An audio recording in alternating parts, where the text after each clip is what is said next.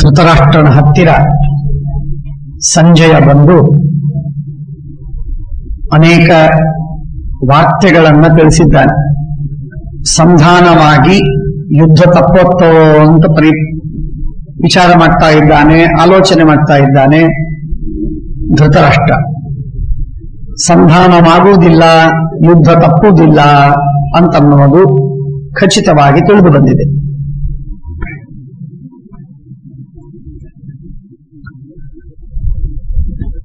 ಆಗ ಸಂಧಾನವಾಗುವುದಿಲ್ಲ ಅಂತ ಗೊತ್ತಾದ ಮೇಲೆ ಬಹಳ ಭಯ ಪಡ್ತಾ ಇದ್ದಾನೆ. ಯಾಕೆ ಅಂದ್ರೆ ಭೀತಿಗೆ ಕಾರಣವೇನು ಅಂದ್ರೆ ಸಾಕ್ಷಾತ್ ಭೀಮಸೇನ ಇದ್ದಾನೆ. ಭೀಮಸೇನನ ಭಯ ತುಂಬ ಇದೆ. ವಿರೋಧವನ್ನ ಮಾಡಿ ಏನ್ ಮಾಡಬೇಕು ಅಂತ ತಿಳಿಯದೆ ಕೇಳ್ತಾನೆ. ಆಗ ದುರ್ಯೋಧನ ಉತ್ತರ ಕೊಡುವುದು ನೋಡಿ. ದುರ್ಯೋಧನ ಉತ್ತರವನ್ನು ಕೊಡ್ತಾನೆ. ನಭೇತವ್ಯಂ ಮಹಾರಾಜ ನಶೋಚ್ಯ ಭವತಾಂ ವಯಂ. ಸರ್ವಥಾ ಭಯ ಪಡಬೇಕಾಗಿಲ್ಲ. ದುರ್ಯೋಧನನ ವಿನಾಕಾರಣವಾಗಿರುವಂತಹ ಒಂದು ಭರವಸೆ, ಮಿಸ್ಕ್ಯಾಲ್ಕುಲೇಟೆಡ್ ಆಗಿರುವಂತಹ ಒಂದು ಕಾನ್ಫಿಡೆನ್ಸು, ಈ ತರಹ ಕಾನ್ಫಿಡೆನ್ಸು ಇದು ಸರ್ವಥಾ ಭಯ ಸಾಧನ, ಇದರಿಂದ ಅನರ್ಥ ಆಗತ್ತೆ. ಅದನ್ನು ಹೇಳ್ತಾರೆ, ನಭೇತವ್ಯಂ ಮಹಾರಾಜ, ಸರ್ವಥಾ ನೀನೇನು ಭಯ ಪಡಬೇಕಾಗಿಲ್ಲ. ನಮ್ಮ ಬಗ್ಗೆ ಇಷ್ಟು ಶೋಕ ಮಾಡುವ ಅಗತ್ಯ ಏನೂ ಇಲ್ಲ. ನಾವೆಲ್ಲ ಒಳ್ಳೆ ಬಲಿಷ್ಠರಿದ್ದೇವೆ. ನಾವು ಸಮರ್ಥಾಸ್ಮ ಪರಂಜೇತುಂ ಬಲಿನಸ್ಮ ಸಮರೇ ಬುಭೋ. ಒಳ್ಳೆ ಸಮರ್ಥರು, ಬೇಕಾದಾಗ ಯುದ್ಧವಾಗ್ತೇವೆ, ಅವರನ್ನು ಸೋಲಿಸ್ತೇವೆ. ನಮ್ಮ ಬೇಕಾದಷ್ಟು ದೊಡ್ಡ ಸೈನ್ಯ ಇದೆ, ಕಡಿಮೆ ಇಲ್ಲ. ಭವತಸ್ಥಾನಬಂಧಸ್ಯ ಸಮುಚ್ಛೇದಂ ಚಿಕಿರಿಷವಃ. ಈಗ ಅಕಸ್ಮಾತ್ ನಾವು ಏನಾದ್ರೂ ಯುದ್ಧವನ್ನು ಆಡದೇ ಇದ್ರೆ ಅವನ ಲಾಜಿಕ್, ಯುದ್ಧವನ್ನು ಆಡದೇ ಇದ್ರೆ ನಮ್ಮನ್ನ ಅವರು ಸಂಹಾರ ಮಾಡೋದು ನಿಶ್ಚಿತ. ಪಾಂಡವರಿಗೆ ನಾವು ಇಷ್ಟು ಪೀಡೆ ಕೊಟ್ಟಿದ್ದೀವಿ, ಯಾವ ಶತ್ರುಗಳಿಗೂ ಯಾರೂ ಇಷ್ಟು ಪೀಡೆ ಕೊಟ್ಟಿರ್ಲಿಕ್ಕೆ ಸಾಧ್ಯವಿಲ್ಲ. ಶತ್ರುವಾದಾಗ ಎದುರಾಗಿ ಯುದ್ಧವಾಡ್ತಾನೆ. ಶತ್ರುವಾದಾಗ ಎದುರಾಗಿ ಯುದ್ಧವಾಡ್ತಾನೆ. ಇಷ್ಟು ಬಿಟ್ರೆ ಅವರಿಗೆ ಬೆಂಕಿ ಹಾಕಿ ವಿಷ ಕೊಟ್ಟು ಹೆಂಡತಿಯನ್ನು ಅವಮಾನ ಮಾಡಿ ಮಾನ ಕಳೆದು ರಾಜ್ಯವನ್ನು ಕಸ್ಕೊಂಡು ಹಣ ಇಲ್ಲದಂತೆ ಮಾಡಿ ಕಾಡಿಗೆ ಕಳಿಸಿ ಕಾಡಿನಲ್ಲೂ ಪೀಡೆ ಕೊಟ್ಟು ಬರದೇ ಇರುವಂತಲ್ಲೂ ಸತ್ತೋಗಬೇಕು ಅಂತನ್ನುವಂತೆ ನಾವು ಮಾಡಿದ್ದು ನೋಡಿದರೆ ಈಗ ನಾವು ಅವರ ಕೈಯಲ್ಲಿ ಬದುಕುವುದು ಸಾಧ್ಯವಿಲ್ಲ. ಆದ್ದರಿಂದ ನಾವು ಅವಶ್ಯವಾಗಿ ಈಗ ಅವರನ್ನು ವಿರೋಧ ಮಾಡಬೇಕಿಷ್ಟೇ ಅಲ್ಲ, ಯುದ್ಧವಾಡಿ ಅವರನ್ನು ಕೊಲ್ಲಬೇಕು. ಅದು ಒಂದೇ ನಮಗೆ ಆಪ್ಷನ್, ಮತ್ತೊಂದು ಬೇರೆ ಪರ್ಯಾಯ ಇಲ್ಲವೇ ಇಲ್ಲ. ಹಾಗಾಗಿ ಯುದ್ಧವಾಡಬೇಕಾಗಿದೆ, ಯುದ್ಧವಾಡೋಣ. ಸಾನುಬಂಧಸ್ಯ ಸಮುಚ್ಛೇದಂ ಚಿಕೀರ್ಷವಃ ಶ್ರುತ್ವಾಚೇವಂ ಮಯೋಕ್ತಾಸ್ತು.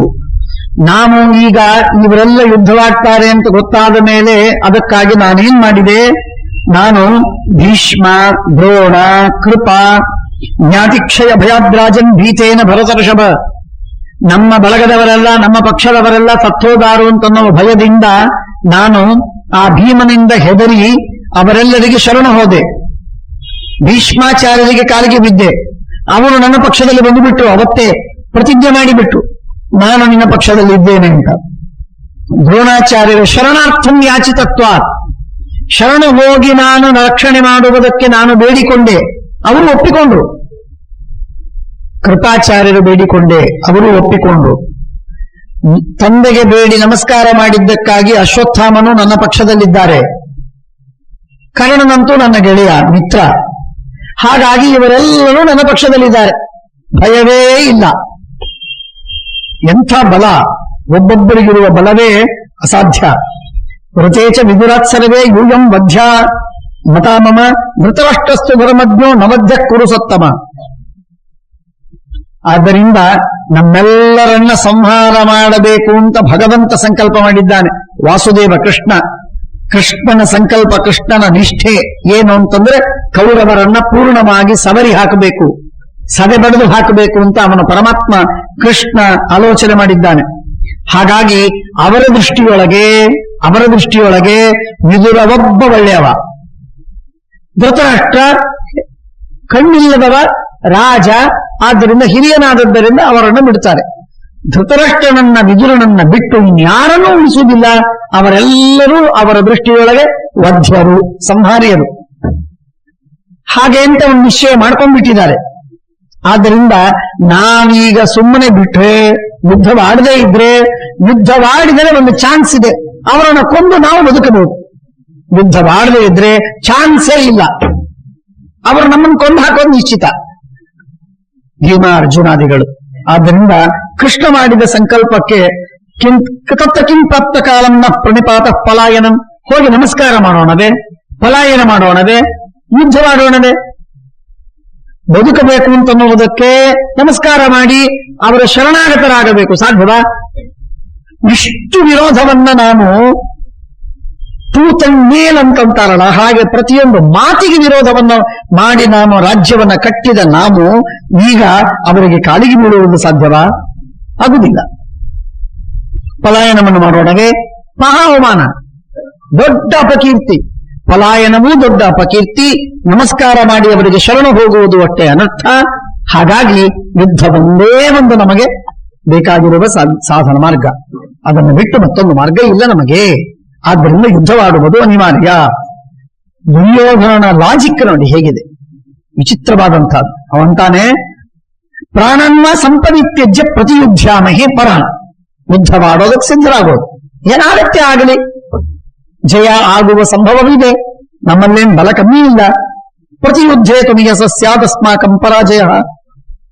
ಯುಧಿಷ್ಠಿರಸ್ಯ ಸರ್ವೇ ಪಾರ್ಥಿವಾಹ ವಶವರ್ತಿನಃ. ಧರ್ಮರಾಜನಿಗೆ ಅನೇಕ ರಾಜರು ಎಲ್ಲರೂ ಅವನಿಗೆ ವಶರಾಗಿದ್ದಾರೆ. ಮಿತ್ರಾಣಿ ಕುಪಿತಾನಿನಃ, ನಮ್ಮ ವಿರಕ್ತ ರಾಷ್ಟ್ರಶ್ಚ ವಯಂ ಮಿತ್ರಾಣಿ ಕುಪಿತಾನಿನಃ, ನಮ್ಮ ಮಿತ್ರರೆಲ್ಲರಿಗೆ ನಾವು ಕೋಪಗೊಳಿಸಿದ್ದೇವೆ ನಾವೀಗ. ಅವರೆಲ್ಲರೂ ಹೋಗಿ ಪಾಂಡವರ ಪಕ್ಷದಲ್ಲಿದ್ದಾರೆ, ಅದು ನಿಜ. ಧಿಕ್ಕೃತ ಪಾರ್ಥಿವೈ ಸರ್ವೈ ಸ್ವಜನೇನ ಚ ಸರ್ವಶಃ. ಹಾಗಾಗಿ ನಮಗೆ ಅವರೆಲ್ಲರೂ ತಿರಸ್ಕಾರ ಮಾಡಿದ್ದಾರೆ, ನಮ್ಮನ್ನು ದೂರ ಮಾಡಿದ್ದಾರೆ. ಪ್ರಣಿಪಾತೆ ನದೋಷಸ್ತಿ ಸಂನಿರ್ಣ ಶಾಶ್ವತಿ ಸಮಾಹ. ನಮಸ್ಕಾರ ಮಾಡಿದರೆ ಸುಖವಾಗಿರಬಹುದು ನಾವು, ಆದರೆ ಮಹಾ ಹೇಡಿತನದ ಮಾತುದು. ಪಿತರಂ ತ್ವೇಷವ ಶೋಚಾನ್ನ ಪ್ರಜ್ಞಾನೇತ್ರಂ ಜನಾಧಿಪಂ. ಅಪ್ಪ, ನೀನಿದ್ದಾಗ, ನಿನ್ನಂಥ ದೊಡ್ಡ ದೊರೆ, ರಾಜ, ಚಕ್ರವರ್ತಿ, ಸಾರ್ವಭೌಮ, ಸಮ್ರಾಟ್ ನೀನಿರುವಾಗ ನಿನ್ನ ವಂಶದವರು, ನಿನ್ನ ಮಕ್ಕಳಾಗಿ ನಾವು ನಿನ್ನ ಬೆಂಬಲವಿಲ್ಲದೆ ಆ ನಮ್ಮ ಶತ್ರುಗಳಿಗೆ ಕಾಲಿಗೆ ಬೀಳುವುದು ನಿನಗೆ ಶೋಭಿಸ್ತದ? ನಿನಗೆ ಶೋಭಿಸುವುದಿಲ್ಲ. ನಾವು ಕಾಲಿಗೆ ಬೀಳುವುದು ನಿನಗೆ ಅವಮಾನಕರ. ನಾನು ಅದನ್ನು ಮಾಡುವುದಕ್ಕೆ ತಯಾರಿ. ಆದ್ದರಿಂದ ಸರ್ವಥಾ ನಾನು ಮಾಡುವುದಿಲ್ಲ. ಪಿತರಂ ತೇವ ಶೋಚಾಮಿ ಮಕ್ಕೃತೆ ದುಃಖಮಾಪನ್ನಂ ಕ್ಲೇಶಂ ಪ್ರಾಪ್ತಮನಂತಕಂ. ನಿಜ, ನನ್ನ ಕಾರಣಕ್ಕಾಗಿ ನಿನಗೆ ತುಂಬಾ ದುಃಖವಾಯಿತು, ಮನಸ್ಸಿಗೆ ತಾಪವಾಯಿತು, ಕಷ್ಟವಾಯಿತು, ಇದು ನನಗೆ ಗೊತ್ತು. ತತ್ರ ದ್ರೋಣ ಬ್ರವಿದ್ಭೀಷ್ಮ ಕೃಪೋ ದ್ರೋಣಿಶ್ಚ ಭಾರತ ಮತ್ವಾ ಮಾಂ ಮಹತೀಂ ಚಿಂತಾಂ ಆಸ್ಥಿತಂ ವ್ಯತಿತೇಂದ್ರಿಯಂ ಅಭಿದ್ಯುದ್ಧ ಪರೇಚೇನ್ನೋ ನಭೇತವ್ಯಂ ಪರಂತಪ. ನಾನು ಅವರಿಗೆ ಕಾಲಿಗೆ ಬಿದ್ದಾಗ ದ್ರೋಣ, ಭೀಷ್ಮ, ಕರ್ಣ, ಕೃಪ, ಅಶ್ವತ್ಥಾಮರು ಹೇಳಿದ್ದೇನು ಅಂತಂದ್ರೆ, ಭಯಪಡಬೇಡ, ಅವರಿಂದ ನಾವು ಯುದ್ಧವಾಡೋಣ, ನಾವು ನಿನ್ನ ಜೊತೆಗೆ ಬಂದಿದ್ದೇವೆ, ನಿನ್ನ ಜೊತೆಗೆ ಇರ್ತೇವೆ, ಭಯಪಡಬೇಡ ಅಂತ ಹೇಳಿದ್ದಾರೆ. ಏಕೈಕಶ ಸಮರ್ಥ ಸ್ಮಃ ಹೇಳ್ತಾನೆ ದುರ್ಯೋಧನ. ನಾವು ಒಬ್ರು ಸಾಕು, ಇಡೀ ಪಾಂಡವರ ಸಂಪೂರ್ಣವಾದ ಸೈನ್ಯವನ್ನ ಹಾಳು ಮಾಡುವುದಕ್ಕೆ, ಸಂಹಾರ ಮಾಡುವುದಕ್ಕೆ ನಾನು ಒಬ್ಬ ಸಾಕು. ದುಶ್ಯಾಸನ ಒಬ್ಬ ಸಾಕು, ಕರ್ಣ ಒಬ್ಬ ಸಾಕು, ಕುನಿ ಒಬ್ಬ ಸಾಕು, ಭೀಷ್ಮ, ದ್ರೋಣ, ಕರ್ಣ, ಅಶ್ವತ್ಥಾಮ, ಕೃಪ ಒಬ್ಬೊಬ್ಬರು ಸಾಕು. ಏನು ಪಾಂಡವರು ಅಂದ್ರೆ ಏನು ಹೇಳಿ ಕೇಳಿ? ಪಾಂಡವರಲ್ಲಿ ಏನ್ ಬಲವಿದೆ? ಯಾಕಿಷ್ಟು ಭಯಪಡ್ತೀನಿ ನೀನು? ವಿನಾಕಾರಣವಾಗಿ ಅವರನ್ನ ಬ್ಲೋ ಔಟ್ ಆಫ್ ಪ್ರಪೋರ್ಷನ್ ಮತ್ತೆ ಬಹಳ ಗಾಬರಿ ಆಗೋದು ಏನ್ ಕಾರಣವಿಲ್ಲ, ಅಂಥದ್ದೇನಿಲ್ಲ ಅವರಲ್ಲಿ. ಶರಣಂ ತತಸ್ಥೆ ಶರಣಂ ಜಗ್ಬಿಲ್ ದೇವವ್ರತಮಿನ್ನಂ ಭಯಾತ್ ಪುರೈಕೇನ ಹಿ ಭೀಷ್ಮೇಣ ವಿಜಿತ ಸರ್ವ ಪಾರ್ಥಿವಾಹ.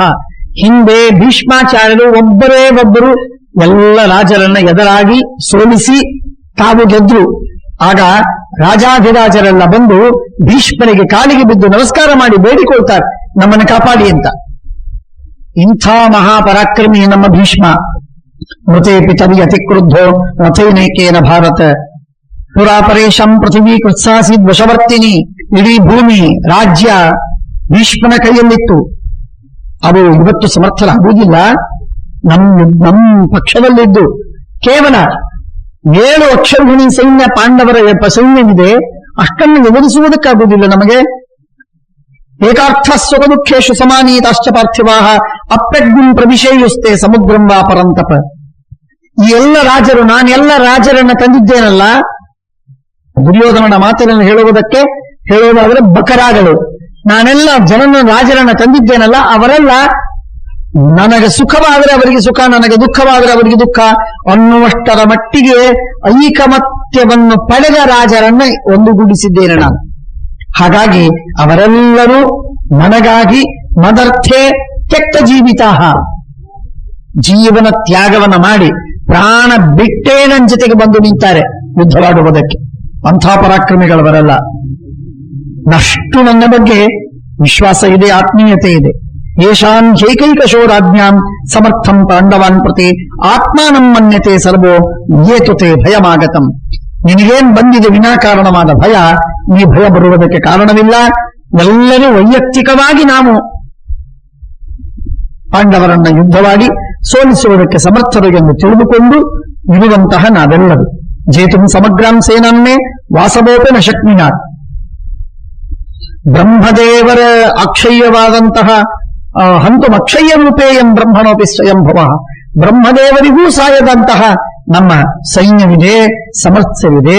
ಯುಧಿಷ್ಠಿರಂ ಪುರಂ ಹಿತ್ವಾ, ಯುಧಿಷ್ಠಿರ ಕೊನೆಗೊಂದು ಸಂದೇಶ ಕಳಿಸಿದ್ದಾನೆ. ಏನಂತ ಕಳಿಸಿದ್ದಾನಪ್ಪ? ಏನ್ ಕಳಿಸಿದ್ದಾನೆ ಯುಧಿಷ್ಠಿರ? ಧರ್ಮರಾಜ ಕೊನೆಗೊಂದು ಸಂದೇಶ ಕಳಿಸಿದ್ದಾನೆ. ಏನಿಲ್ಲ, ಅರ್ಧ ರಾಜ್ಯವನ್ನು ಕೊಡಿ, ಕೊಡದೇ ಇದ್ರೆ ಯುದ್ಧವಾಗ್ತೀವಿ. ಇಲ್ಲ, ರಾಜ್ಯ ಬೇಡ, 5 ಊರುಗಳನ್ನು ಕೊಡಿ, ನಾವು ಒಪ್ಪಂದಕ್ಕೆ ತಯಾರಿದ್ದೇವೆ. ಇದರ ಅರ್ಥ ಏನು? ಅವರ ಮನಸ್ಸಿನೊಳಗೆ ತುಂಬಾ ಅಳಕ ಇದೆ, ದುಃಖ ಇದೆ, ಕಷ್ಟ ಇದೆ, ಭಯವಿದೆ. ನಾವು ಸೋಲ್ತೇವೆ, ಅವರೆಲ್ಲ ಭೀಷ್ಮ ದ್ರೋಣಾದಿಗಳು ಮಹಾಪರಾಕ್ರಮಿಗಳು, ನಾವೆಲ್ಲ ಭೂಂಬಡರು. ಆದ್ದರಿಂದ ನಾವು ಯಾವಾಗಾದರೂ ಸೋತೋಗ್ಬಹುದು. ನಮಗೆ ರಾಜ್ಯವಲ್ಲ, ಬದುಕುವುದೇ ಸಾಧ್ಯವಿರಲಿಕ್ಕಿಲ್ಲ ನಾಳೆ. ಆದ್ದರಿಂದ 5 ಊರುಗಳು ಕೊಟ್ಟು ಚಿಂತೆ ಇಲ್ಲ, we should be ready to compromise ಅಂತನ್ನುವ ದೃಷ್ಟಿಯಿಂದ ಅವರು ಹೇಳಿ ಕಳಿಸಿದ್ದಾರೆ ಸುದ್ದಿಯನ್ನ. ಅಂದಮೇಲೆ ಅರ್ಥ ಮಾಡಿಕೊ, ಯಾವ ಮನುಷ್ಯ ಹೇಳ್ತಾನೆ 20,000 ಅಂತ, ಬಾರ್ಗೇನ್ ಮಾಡ್ತಾ 200 ರೂಪಾಯಿ ಕೊಡ್ತಾನೆ ಅಂದ್ರೆ ಅರ್ಥ ಏನು? ಅದ್ ಬೆಲೆ ಅಷ್ಟಿದೆ ಅಂತ ಅರ್ಥ ಅದಕ್ಕೆ. ಹಾಗೆ ಅವರು ಇಡೀ ರಾಜ್ಯ ಬೇಡಿದಂತಹ ಪಾಂಡವರು, ಯುದ್ಧವಾಗ್ತೇವೆ ಕೊಂದಾಗ್ತೇವೆ ಅಂತಂದವರು ಅರ್ಧ ರಾಜ್ಯ ಬೇಡಿ, ಅದೂ ಇಲ್ಲ ಅಂತಾದರೆ 5 ಊರುಗಳನ್ನು ಕೊಟ್ಟು ಬಿಡಿ ಸಾಕು ಅಂತಂತಾರೆ. ಅಷ್ಟಕ್ಕೆ ಅವರು ಖುಷ್ ಆಗ್ತಾರೆ ಅನ್ನೋ ಅರ್ಥ ಏನು? ಅವರಿಗೆ ಮನಸ್ಸಿನಲ್ಲಿ ದುಃಖ ಇದೆ, ಎಲ್ಲೋ ಭಯವಿದೆ, ನಾವು ದುರ್ಬಲರು, ಹೇಳಿಗಳಂತೆ ಸೋತು ಬಿಡ್ತೇವೆ, ನಾವು ಸತ್ತೋಗ್ತೇವೆ ಅಂತ ಅವರ ಭಯ ಇದೆ. ಭೀತೋ ಹಿ ಮಾಮಕಾತ್ ಸೈನ್ಯಾತ್ ಪ್ರಭಾವಾಚ್ಚೈವ ಮೇ ವಿಭೋ, ನನ್ನ ಪ್ರಭಾವವೇ ಅಷ್ಟು, ನಮ್ಮ ಸೈನ್ಯದ ಶಕ್ತಿಯೇ ಅಷ್ಟು, ಪ್ರತಾಪವೇ ಅಷ್ಟು. ಆದ್ದರಿಂದ ಅವರು ಹೆದರಿದ್ದಾರೆ. ಸಮರ್ಥಂ ಮನ್ಯಸೆ ಯಚ್ಚ ಕುಂತಿ ಪುತ್ರಂ ವೃಕೋದರಂ ತನ್ಮಿಥ್ಯ. ಇನ್ನು ವೃಕೋದರ ಮಹಾಸಮರ್ಥ, ಮಹಾಬಲಿಷ್ಠ. ಸುಮ್ಮನೆ ಕೆಲವೊಮ್ಮೆ ಹೀಗಾಗತ್ತೆ, ಯಾವುದೋ ಒಂದು ಕಾರಣಕ್ಕೆ ಯಾವುದೋ ಸಂದರ್ಭದಲ್ಲಿ ಒಂದು ದೊಡ್ಡ ಪ್ರಖ್ಯಾತಿಯನ್ನು ಗಳಿಸಿಬಿಟ್ರೆ ಆ ಮನುಷ್ಯ ಕೊನೆವರೆಗೂ ಅವನು ದೈವ ಇರುತ್ತದೆ, ಅವರು ಕೊನೆವರೆಗೂ ದೊಡ್ಡ ಮನುಷ್ಯ ಅಂತ ಆಗಿಬಿಡ್ತದದು. ಏನು ಯೋಗ್ಯತೆ ಇರಬೇಕಾಗಿಲ್ಲ, ಎಲ್ಲ ಬೆಂಡಿನ ಮನೆ ಅದು. ಬೆಂಡು ಗೊತ್ತಲ್ಲ, ಗಂಟು. ಆಗ ಅಂಥದ್ದು ಒಳಗೆ ಟೊಳ್ಳು ಏನಿಲ್ಲ ಒಳಗೆ. ಹಾಗೆ ವೃಕೋದರ, ಏನಿದೆ ವೃಕೋದರ? ಎತ್ತರ, ಗಾತ್ರ ಅಷ್ಟೇ, ಇನ್ನೇನಿದೆ ಅವನಿಗೆ ಶಕ್ತಿ?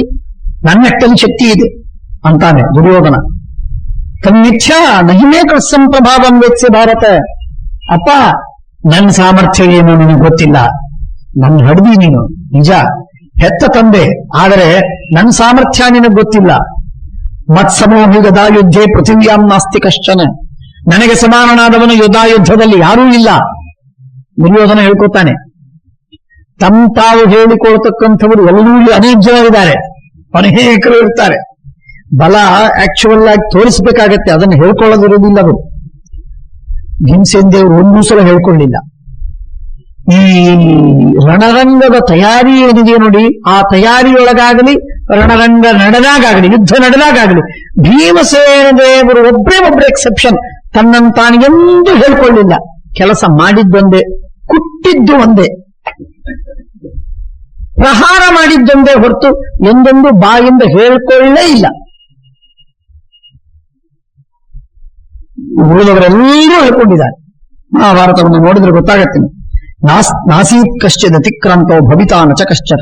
ನನಗೆ ಸಮಾನನಾದವನಿಲ್ಲ, ನನ್ನ ಮೀರಿದವನಂತೂ ಇಲ್ಲೇ ಇಲ್ಲ, ಹಿಂದಿಲ್ಲ, ಈಗಿಲ್ಲ. ಏನ್ ಹೇಳ್ತಿ? ಯಾರು ನನಗೆ ಸಮಾನವಿದ್ದಾರೆ? ಯಾರಿಲ್ಲ. ಯುಕ್ತೋ ದುಃಖೋಶತಶ್ಚಾಹಂ ವಿದ್ಯಾಪಾರಗತಸ್ತಥ. ನಾನು ಬಹಳ ಪ್ರಯತ್ನದಿಂದ, ಮಹಾ ಸಾಮರ್ಥ್ಯದಿಂದ, ಅತ್ಯಂತ ಕಷ್ಟದಿಂದ ನಾನು ಗುರುಕುಲ ವಾಸವನ್ನ ಮಾಡಿದ್ದೇನೆ. ನಾನು ಹುಡುಗಾಟ ಅಲ್ಲ. ಗೊತ್ತಾ? ವಿದ್ಯೆಯನ್ನು ಗಳಿಸೋದಕ್ಕೆ ದುಃಖೋಶತಶ್ಚಾಹಂ, ದುಃಖದಿಂದ ನಾನು ಗುರುಕುಲ ವಾಸವನ್ನ ಮಾಡಿದ್ದೇನೆ. ಹಾಗಾಗಿ ವಿದ್ಯಾಪಾರಗತಸ್ತಥ, ವಿದ್ಯೆಯನ್ನು ದಂಡೆ ಕಂಡು ಬಂದಿದ್ದೇನೆ. ಗದಾಯುದ್ಧ ಅಂದ್ರೇನು, ಗದಾ ವಿದ್ಯೆ ಅಂದ್ರೇನು, ಅದರ ದಂಡೆ ಕಂಡು ಬಂದಿದ್ದೇನೆ ನಾನು. ಅಲ್ಲಿ ಏನು ಉಳಿದೇ ಇಲ್ಲ. ಗದಾಯುದ್ಧದಲ್ಲಿ ನನಗೆ ಗೊತ್ತಿಲ್ಲದೆ ಇದ್ದದ್ದು, ನನಗೆ ಸಾಧ್ಯವಿಲ್ಲದೆ ಇದ್ದು. ದುರ್ಯೋಧನನ ಸಮವನಸ್ತು ಗದಾಯಾಮಿತಿ ನಿಶ್ಚಯ. ಇದು ಜಗತ್ತಿಗೆ ಪ್ರಸಿದ್ಧ. ಇದು ನಾನು ಹೇಳೋದಲ್ಲ. ಸಂಕರ್ಷಣಸ್ಯ ಭವನೆ ಯತ್ತದೈನ ಉಪಾವಸಂ ಯುದ್ಧೆ ಸಂಕರ್ಷಣ ಸಮ ಬಲೇನಾಭ್ಯಧಿಕೋ ಭುರಿ. ಬಲರಾಮದೇವರು ಮಹಾಪರಾಕ್ರಮಿಗಳು, ಮಹಾಬಲಶಾಲಿಗಳು, ಅತ್ಯಂತ ಭಾರೀ ಶ್ರೇಷ್ಠರಾದ ಯುದ್ಧಾಳುಗಳು ಅಂತ ಪ್ರಸಿದ್ಧರು.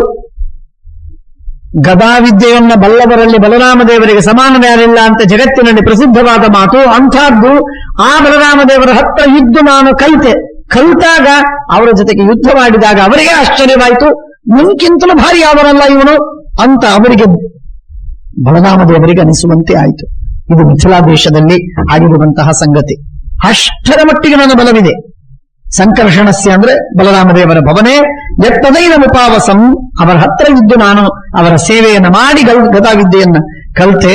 ಯುದ್ಧೇ ಸಂಕರ್ಷಣ ಸಮ ಬಲೇನ ಅಭ್ಯಧಿಕೋಭುವಿ, ಬಲದಿಂದ ಅತ್ಯಂತ ಅದ್ಭುತವಾದವರು. ಸುಚಿರಂ ಪ್ರಾರ್ಥಿತೋ ಶೇಷ ಮಮ ನಿತ್ಯಂ ಮನೋರಥ. ಆದ್ದರಿಂದ ಇವತ್ತು ನಾವು ಯುದ್ಧವಾಡುವುದು ಅತ್ಯಂತ ಅವಶ್ಯಕ. ನೋಡೋಣ ಗದಾಯುದ್ಧದಲ್ಲಿ ಏನ್ ದುರ್ಯೋಧನ ಭಾರಿ ಪರಾಕ್ರಮಿಯೋ, ಭೀಮಸೇನ ಪರಾಕ್ರಮಿಯೋ ಅಂತ ಜಗತ್ತು ಗೊತ್ತ ನಿರ್ಣಯ ಮಾಡುತ್ತೆ. ಅನೇಕ ದಿನಗಳಿಂದ ನಾನು ಪ್ರಯತ್ನವನ್ನ ಮಾಡಿ ಕಾಯ್ತಾ ಇದ್ದಂತಹದ್ದು. ಅವತ್ತಿನ ದಿನ ಯುದ್ಧಕ್ಕಾಡೋದಕ್ಕೆ ಶುರು ಮಾಡಿದ್ವಿ ನಾವು. ಮಧ್ಯದಲ್ಲಿ ದ್ರೋಣಾಚಾರ್ಯರು ತಮ್ಮ ಮಗನನ್ನ ಅಶ್ವತ್ಥಾಮನನ್ನ ಕಳಿಸಿ ನಮ್ಮಿಬ್ಬರ ಯುದ್ಧವನ್ನ ತಡೆದು ನಿಲ್ಲಿಸಿದ್ರು. ಹಾಗಾಗಿ ನಾವು ಶಾಂತರಾದ್ವಿ. ಇಲ್ಲದ್ರೆ ಅವತ್ತೇ ಕತೆ ಮುಗಿದು ಹೋಗ್ತಿತ್ತು. ಆದ್ದರಿಂದ ಸುಚಿರಂ ಪ್ರಾರ್ಥಿತ, ಲಾಂಗ್ ಅವೇಟೆಡ್, ಬಹಳ ಬಹಳ ದಿನಗಳವರೆಗೆ ಪ್ರಾರ್ಥಿತವಾದದ್ದು, ಬೇಡಿದಂತಹದ್ದು. ಸಚಾಪ್ಯೇ ತದ್ವಿಜಾನಾತಿ ವಾಸುದೇವಾರ್ಜುನೌ ತಥಾ. ದುರ್ಯೋಧನನ ಮಹಾಪರಾಕ್ರಮಿ ಅಂತನ್ನೋ ಭೀಮಸೇನಿಗೆ ಗೊತ್ತು. ಅಪ್ಪ, ಭೀಮಸನಿಗೆ ಗೊತ್ತಿಲ್ಲ ಅಂತ ತಿಳ್ಕೋಬೇಡಿ, ಭೀಮನಿಗೆ ಗೊತ್ತು ದುರ್ಯೋಧನ ಮಹಾಪರಾಕ್ರಮಿ, ಅವನನ್ನು ಎದುರಿಸ್ಲಿಕ್ಕಾಗೋದಿಲ್ಲ ಅನ್ನೋದು ಗೊತ್ತು. ಕೃಷ್ಣನಿಗೂ ಗೊತ್ತು, ಅರ್ಜುನನಿಗೂ ಗೊತ್ತು. ಏನ್ ಭಯ ಪಡಬೇಡ. ಆ ಒಬ್ಬ ದುರ್ಯೋಧನನ ಭೀಮಸೇನನ್ನ ನಾನು ಖುದ್ದಾಗಿ ಯುದ್ಧವಾಡಿ ಸಂಹಾರ ಮಾಡಿಬಿಡ್ತೀನಿ. ಆಯ್ತಾ? ಭರವಸೆ ಬಂತ? ಅವನನ್ನು ಸಂಹಾರ ಮಾಡಿದ ಈ ಚೋಟ ಚಿಳ್ಳಿ ಮಿಳ್ಳಿ ಇವ್ರು ಅರ್ಜುನ, ಇವರು ನಕುಲ ಸಹದೇವ, ಇವ್ರು ಏನ್ ಮಾಡ್ತಾರೆ ನನಗೆ? ಸಣ್ಣ ಸಣ್ಣ ಹುಡುಗರು ಮಕ್ಕಳು, ಅವರೆಲ್ಲ ಸುಮ್ಮನೆ ಜಾಡಿಸಿಬಿಟ್ಟು ಸತ್ತೋಗ್ತಾರೆ. ಕೈ ಹೀಗಂದ್ರೆ ಸತ್ತೋಗ್ತಾರೆ.